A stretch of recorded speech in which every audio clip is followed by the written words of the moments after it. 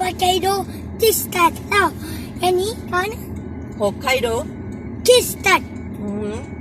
Tapi Tapi yang ni jauh punya tau. Yang ni Malaysia punya. Tau. Guys. mana open ni? Ya, boleh. Dia nak buat review pasal makanan. Buat layan dengan layan. Dia nak ada YouTube channel, tapi nak review pasal makanan.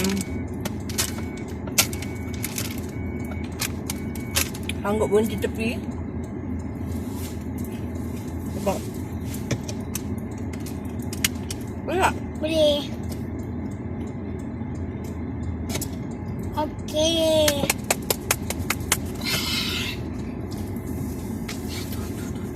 So macam biasa, Aras punya flavor dia apa? Durian. Durian flavor. Mami? Ha? Coklat. Mami punya? Kacang coklat. Chocolate flavor. Buka bawah ni. Oh, kena buka bawah dia. Tak perlu pun tak apa. Patah pula. Oh my god. See? Sedap ke, Bi?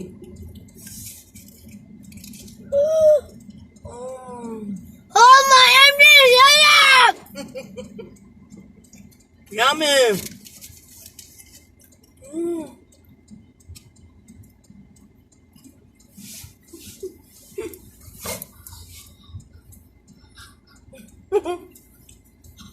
Sedap ya. Lagi biasa orang buat review makanan tu, dia cakap apa?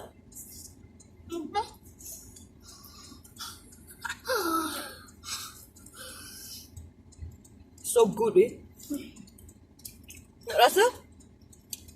Nak rasa durian? Wow, sedap bau dia.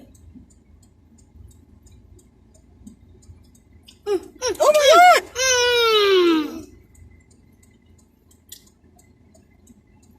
Habis baju Ami. Sedap durian, ya? Nak durian?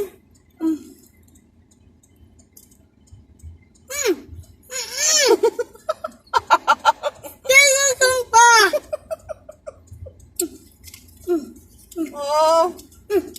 Janganlah buang macam tu.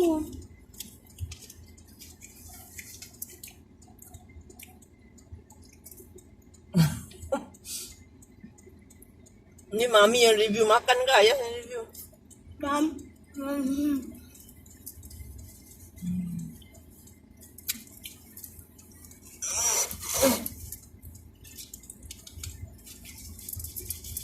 Best. Dah, tu je. Dah. Bye.